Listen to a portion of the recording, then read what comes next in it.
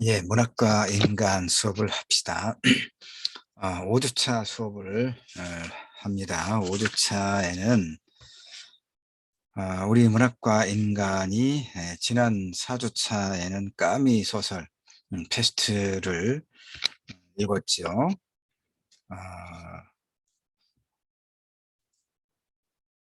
페스트를 읽으면서 공동체의 위기에 맞서는 몇 가지 태도들을 좀 주제를 확장을 해서 두루 이야기를 했죠. 그리고 3차 시 같은 경우에는 이제 내 안의 패스트는 또 뭐냐 하는 그런 측면을 두루 살펴보았습니다.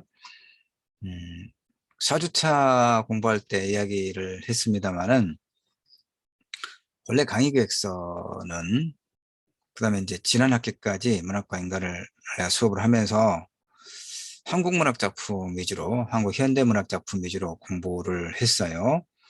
그런데 이번 학기부터는 아,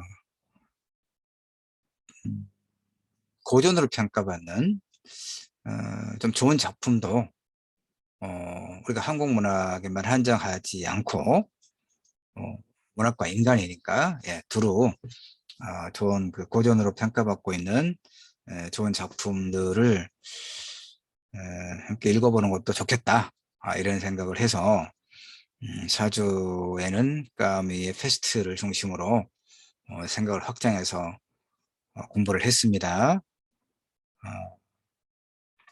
이제 그리고 이번 5주차에도 역시 카프카의 변신을 중심으로 몇 가지 내용에 대해서 어떤 주제를 가지고 이야기를 해보려고 합니다.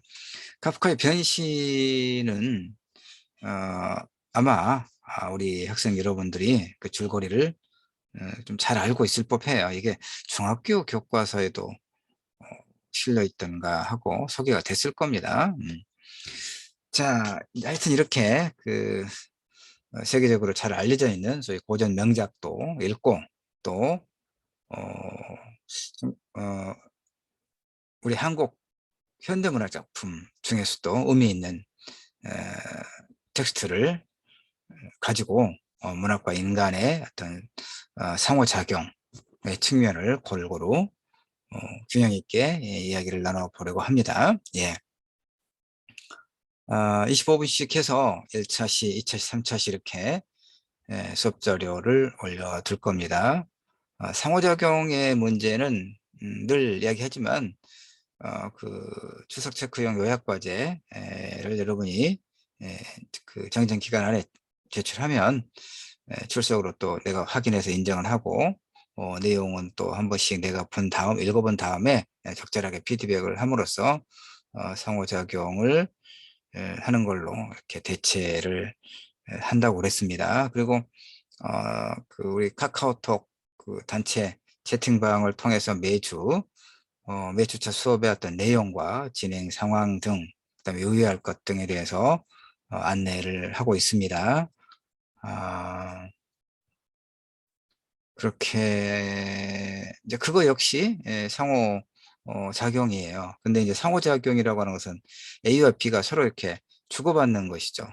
근데 그 카카오톡 단체 채팅방을 보면 나는 여러 이야기 안내를 잔뜩 이렇게 보내는데 여러분은 묵묵부답이 돼? 에, 전에 없던 일입니다. 이것도 그 읽었다는 표시를 하세요. 뭐 알겠습니다라거나 고맙습니다라거나 간단하게 쓰세요. 그게 A입니다. 예. 근데 아무도 안 쓰니까 다들 그 먼저 뭐 인사말을 남기거나 이렇게 하는 것이 좀 민망하기도 하고 아마 그럴 거예요. 그래서 아무도 하지 않고 누가 또 용감하게 이제 첫 문장을 남기면 거의 똑같이 주로 이렇게 하던데 우리 학생들이 너무 착해서 그래요. 알겠죠? 음. 어, 5주차, 문학과 인간 5주차 변신을 봅니다. 카프카. 이제 예. 그런데 이제 우선 그 이제 자료는 내가 이제 이 PDF 자료는 또 우리 이클래스에 올려 놓을 테니까 그 여러분이 또 확인하면 되고요. 출력 뭐 굳이 출력 안 해도 됩니다. 10페이지짜리인데 굳이 출력하지 않아도 되고 일단 이제 자료를 가지고 먼저 이야기한 다음에 또 보충하고 그러겠습니다. 카프카의 변신은 총 이제 구성이 1장, 2장, 3장 이렇게 총 3장으로 되어 있어요. 그런데 숫자 3이 의미하는 게 뭐냐 하면 그 소설에서 어느 날 아침에 갑자기 그 그레, 그레고르 잠자가 이제 이 소설의 그 주인공이거든요. 그레고르 잠자가 아침에 이제 일어나려고 출근하기 위해서 일어났는데 침대에서 근데 이게 잘 그 전에처럼 몸이 잘 안 움직여지는 거예요. 그래서 봤더니 이제 그 갑충 우리가 보통 이제 바퀴벌레라고도 하고 뭐 그렇게 우리가 이해를 합니다. 큰 하여튼 이런 해충, 갑충으로 변신해 있는 거죠. 그래서 이제 그 하여튼 그 이 잠자가 그리고 우리 잠자가 자신의 방에서 고립되어 있다가 이제 밖으로 문을 열고 문을 여는데도 이제 이 벌레가 되어 있기 때문에 문을 여는데 엄청나게 이제 많은 수고를 하죠. 그래서 문을 열고 나와서 이제 가족과 합류하려고 시도하다가 저지당한 횟수가 3번이에요. 결국에 이제 그 잠자는 이제 아버지가 던진 사과를 맞고 생긴 상처가 닿나서 비참한 죽음을 맞죠. 어, 이제 뭐 이런 이제 그 숫자, 그러니까 1장, 2장, 3장이라고 하는 그 장 구성이라고 하는 것이 소위 숫자 3이 바로 그런 의미다. 뭐 이런 내용이고요. 그것보다 이제 더 중요한 것이 많이 있어요. 이 소설을 통해서 몇 가지 이야기할, 한 3가지 정도 이야기할 수가 있어요. 이를테면, 가족이란 도대체 뭔가 하는, 가족의 본질이라든가, 가족이란 도대체 뭐냐 하는 그런 문제가 하나 있어요. 그리고, 왜냐면 이제 그레고리 잠자가 그, 이제 유용할 때, 그 돈을 벌어오고, 그래서 이제 파산을 아버지, 그 다음에 이제 전업주부인 어머니, 그 다음에 이제 여동생, 이렇게 세 식구를 그레고리 잠자가 이제 벌어서 먹여 살리는데, 그 쓸모가 있을 때, 유용할 때는 가족에게 존중받죠. 회사에서도 마찬가지고, 그런데 이제 어느 날 갑자기 이그 해충이 된 거죠. 그러니까 돈을 벌어오지 못하는 그런 이제 무용한 존재, 쓸모없는 존재, 무용할 뿐만 아니라 뭔가 집안의 어떤 수치이고 어떤 재앙이고 이런 그런 어떤 존재, 부정적인 존재로 변했을 때 그레고르 잠자의 가족들은 이 잠자를 배척하고 그다음에 이제 사과를 집어던져서 그를 죽음에 이르게 하고 그다음에 죽은 후에도 슬퍼하는 마음 전혀 없이 오히려 안도의 그 감사의 기도를 올리고 그래서 가족들이 이제 남은 3사람이 그 소풍을 가는 이렇게 소설이 끝나거든요. 그러니까 엄청 비정하죠. 그러니까 가족이란 도대체 뭐냐? 유용할 때는 그 가족의 일원으로서 존중을 받고 무용한 존재일 때는 어, 대책을 받는 이런 어떤 것이 가족이라고 할 수 있겠느냐? 가족은 그럼 뭐냐 하는 가족의 문제, 가족이란 무엇인가 하는 문제가 하나 이야기해 볼 수가 있는 주제예요. 다음에는 가족마저도 그러니까 우리가 이 살아가면서 무수하게 많은 어떤 관계를 맺죠. 무수하게는 아니죠. 뭐 제한돼 있긴 합니다만 어쨌든 여러 사람들과 이런저런 어떤 관계를 맺죠. 근데 사람과의 관계는 그 지속되는 게 참 드물어요. 그렇죠. 서로 간에 어떤 이해관계가 다 다르기 때문에 그 쉽지 않습니다. 쉽지 않죠. 음, 그런데 그런데 가족은 어떻습니까? 가족은 물론 요즘에 가족도 참 여러 다양하게 현대 사회에서의 가족 그 이제 친밀한 그런 관계에서도 여러 가지 사건 사고가 일어나기 때문에 참 일반적으로 말한다고 하는 것이 참 쉽지 않은 문제이긴 합니다만은, 그래도 불구하고 가족은 소위 이제 피로 맺어진 관계잖아요. 그래서 이제 그야말로 죽음으로 갈라놓기 전까지는 서로 이제 자잘한 것으로 마음 상하고, 어, 그랬다가도 또 이제 언제 그랬냐는 듯이 이렇게 또 서로, 어, 그, 훈연하게 친밀한 관계를 만들어 나갈 수 있잖아요. 음. 그런데 이 현실에서 볼 수 있는 그리고 잠자의 가족들의 모습은 그렇게, 그러니까 유용함과 무용함, 거기에 따라서 잠자를 대하는 이 가족들의 모습은, 이것은 그럼 그 가족들의 어떤 본성이 사악하거나 이런 어떤 것이어서가 아니라 자본주의 체제의 속성 자체에서는 어떤 근본적인 문제다라고 하는 것이 카프카가 변신해서 독자와 소통하고자 하는 또 굉장히 중요한 주제예요. 그러니까 카프카가 이 소설을 쓰던 당시에는 자본주의 그 생산 양식이 이제 확장되어 나가는 그런 시대.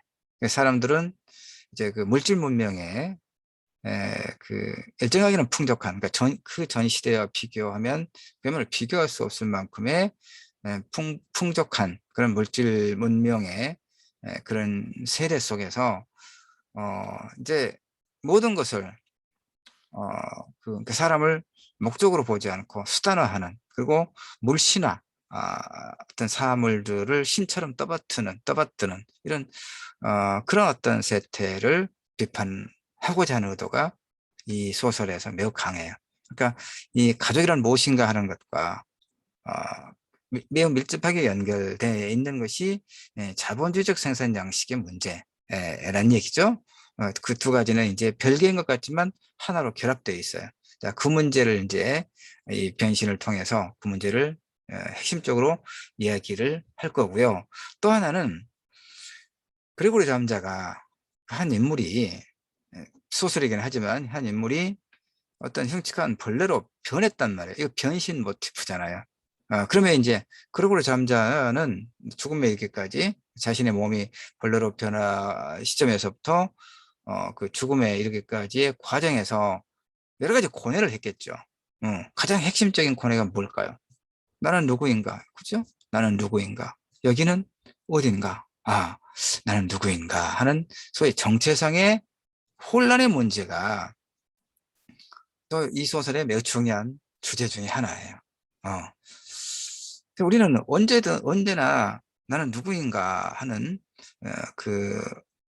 자신에 대한 어떤 질문들 속에서 살아가는 것이죠. 그런 소위 성찰적 질문을 통해서 자신을 점검하고 나아가는 길을 또 이렇게 점검해보는 계기로 삼는 것이죠. 이것이 사실은 인문학적 성찰이고 그러합니다.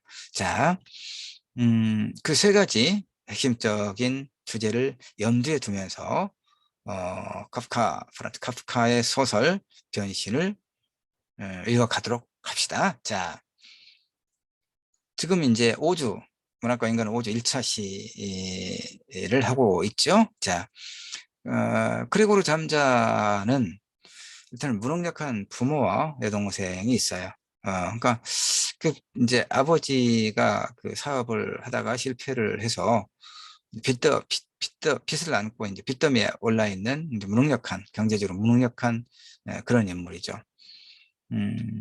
뭐 그러고 싶어서 그러지는 않았겠지만 어쨌든 그런 인물이에요. 이제 어머니도 역시 뭐 다른 뭐 직업을 갖고 있지는 않습니다. 여동생이 있죠. 그러니까 그리고 잠자는 이제 미혼의 청년인데 영업사원 일을 해서 식구들을 온전히 먹여 살려야 되는 그런 일을 하고 있어요. 음. 그다음에 이제 그거 하고 있는, 물론, 이제 다양한 직업들이 있죠.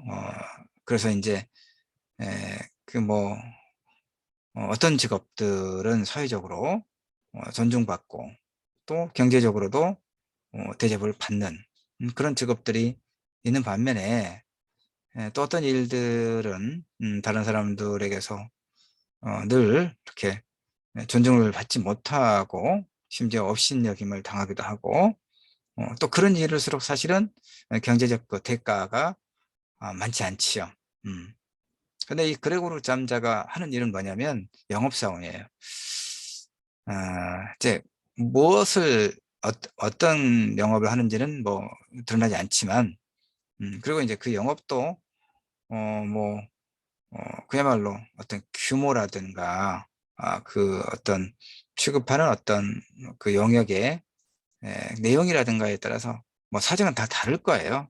그런데 이 그레고르 잠자가 뭐 대단한 어떤 영업을 하는 건 아닌 듯 보여요. 그러니까 그냥 우리가 주변에서 일상에서 그냥 흔히 볼 수 있는, 예를 들어서 이제 그 뭐 약국에 가거나 특히 병원에, 개인 병원에, 의원에 이제 뭐 이런저런 일로 한 번씩 진료를 받으러 가다 보면 그 영업사원이 깔끔하게 차려입은 젊은 이제 되게 남성입니다만은 뭐 성별 구별은 의미가 없고요. 대체로 이제 그 쉽지 않은 일이어서 대체로 이제 남성들이 하는 것 좀 많은 것 같긴 합니다만은 그 의사들에게 자신들의 그 어떤 제품들을 소위 납품하고 그러기 위해서 늘 와서 이제 그 환자들 그 진료가 일정하게 끝나기를 기다리고 또 이제 간호사나 접수했던 뭐 그런 사람들한테 굉장히 이제 이렇게 공손하게 하고 뭐 바카스도 하나씩 갖다 주고 그런 걸 가끔 보죠.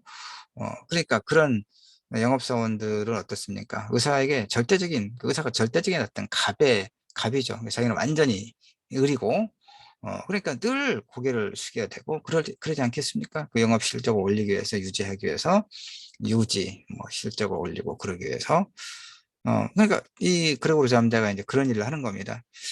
참 쉽지 않을 거예요. 쉽지 않고, 음, 늘 고개를 숙여야 되는. 음.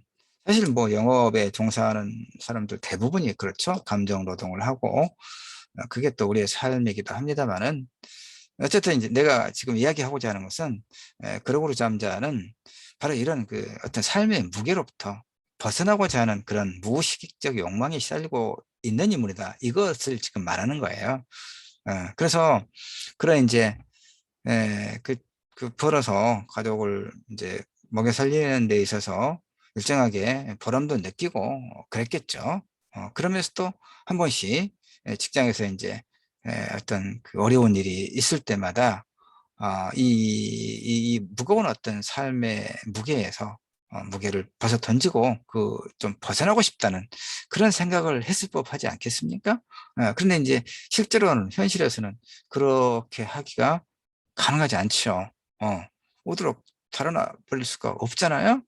없습니다. 그러니까 이제 그 오랜 그런 그 소위 억압에서 벗어나고자 하는 그런 무의식의 발현이 어느 날 아침에 일어나 보니까 침대에서 눈을 떠보니까 자신의 몸이 벌레로 변해 있더라 이거예요. 벌레로 변해버리면 일을 하지 않아도 되잖아요. 그렇죠? 밖에 나가서 늘 굽실거리면서 영업을 하지 않아도 되고, 그다음에 이제 회사 매니저, 상사에게는 그 어떤 영업 실적에 대해서 맨날 그 쪼임을 당하지 않아도 되고, 어, 그런, 그다음에 이제 벌어서 가족들을 먹여 살려야 되는, 언제 끝날지 모르는 이 그 희망 없는 어떤 노동에 대해서 벗어날 수 있잖아요. 그러니까 벌레가 되니까 벗어났어요, 실제로. 그렇죠? 그 대신 이제 어떤 그 대가라고 그럴까? 그게 오죠. 뭡니까? 어, 자를 볼까요? 오늘 아침에 힘축한 벌레로 변해있는 것을 발견했다는 얘기죠. 그래서 이제 회사에서 그때는 이제 회사에서 이렇게 됐죠. 지금 같으면 뭐 전화도 하기도 그러겠죠. 회사 왜 아직 오지 않느냐라거나 아니면 뭐 아예 어쨌든 이제 그 집에 와서 보고 깜짝 놀라서 도망가 버리는 거죠. 가족들도 너무나 놀라고 당혹스러워서 얼른 문을 닫아버리고 그리고 잠자는 밖으로 나오지 못하고 자기 방에 가치죠. 예, 가치입니다. 가족을 위해 성실하게 일했던 그레고르 잠자가 벌레 모습 변하니까 처음에는 가족들은 이제 슬퍼하죠. 슬퍼하고 또 하여튼 뭐 이게 어떤 상황인가 너무나 놀라우면서도 또 슬퍼하고 하여튼 처음에는 그렇다는 얘기죠. 그러나 점차 그를 혐오하고 냉대하였죠. 이제 여동생이 그리고 잠자가 굉장히 예뻐한 여동생마저도 처음에는 이제 먹을 걸 주기 위해서 문을 열고 한 번씩 왔다 갔다 하지만 결국은 철저하게 가족들로부터 소외당하죠. 자신의 방 안에 갇혀 있는, 고립된, 유폐되죠. 유폐됩니다. 그래서 이제 생계 어려움을 느낀 가족들이 하숙을 하죠. 방이 몇 개 비어 있어서 다행히 집은 또 저희들 집이 있었던 모양이에요.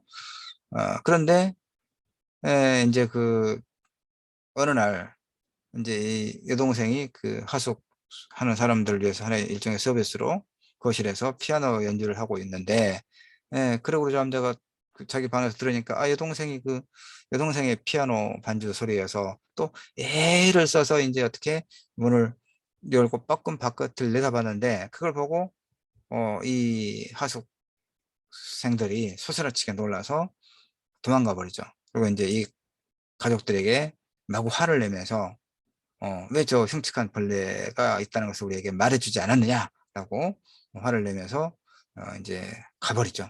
그러니까 이제 이 그레고르 잠자의 가족들은 어 이제 그레고르 잠자에 대한 그레고르 잠자에 대한 그런 연민이 사라지고 성가신 존재 나아가서 우리 가족들의 삶을 지속하는 데 있어서 방해가 되는 그런 존재로 이제 인식하게 되는 거예요. 그래서 잠자가 그토록 사랑하던 여동생도 뭐라고 얘기하냐면 저 흉측한 벌레는 더 이상 우리 가족이 아니다라고 소리치기에 이르죠. 그래서 날이 갈수록 자괴감과 불면으로 자괴감이 나는 누구인가 하는 이런 자괴감과 불면으로 고통받던 그레고르 잠자는 어느 날 아버지가 이제 화가 나서 집어 던진 사과를 맞아서 상처를 입고 죽음에 이르는 거죠. 가족들은 골칫거리가 없어져 버리니까 오히려 안도하면서 다행스럽다면서 기도를 하고 그다음에 이제 그 전차를 타고 소풍을 갑니다. 그러면서 우리의 미래가 그렇게 어둡지만은 않을 것이다 라고 하는 그런 하나의 다짐을 하면서 소설이 끝나는 것이죠. 자, 예.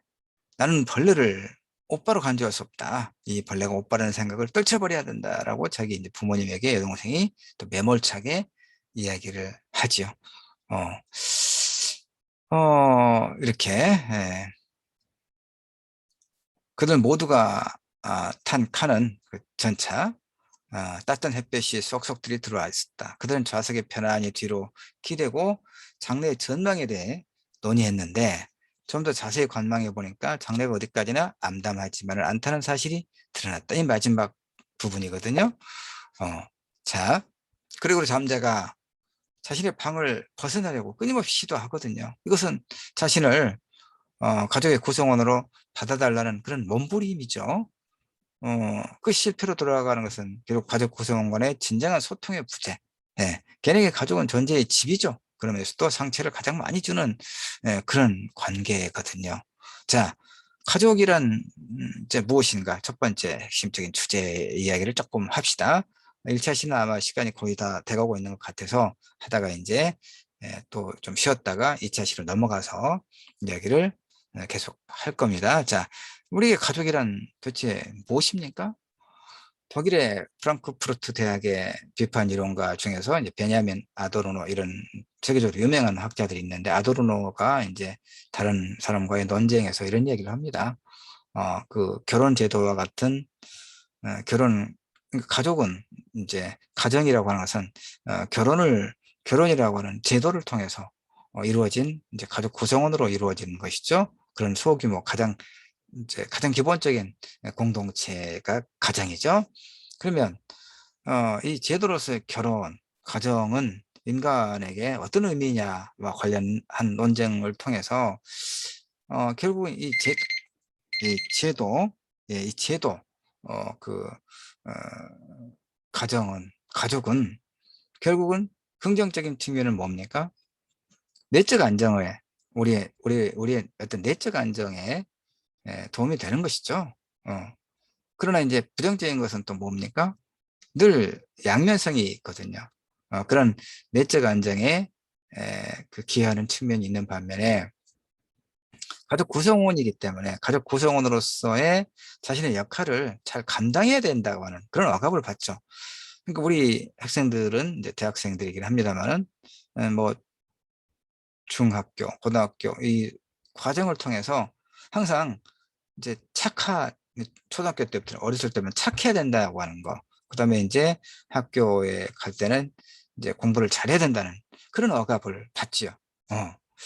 그러니까 가족은 굉장히 세상에 가장 친밀한 우정 관계이면서도 또 바로 그런 것 때문에 서로를 억압하는 그런 이제 이중적인 그런 어떤 성격을 지니고 있기도 하지요. 자, 5주 1차 시 카프카의 변신을 읽으면서 이야기를 나누고 있는 1차 시는 여기까지 일단 하고 잠시 쉬었다가 2차 시에서 또 이어가도록 하겠습니다.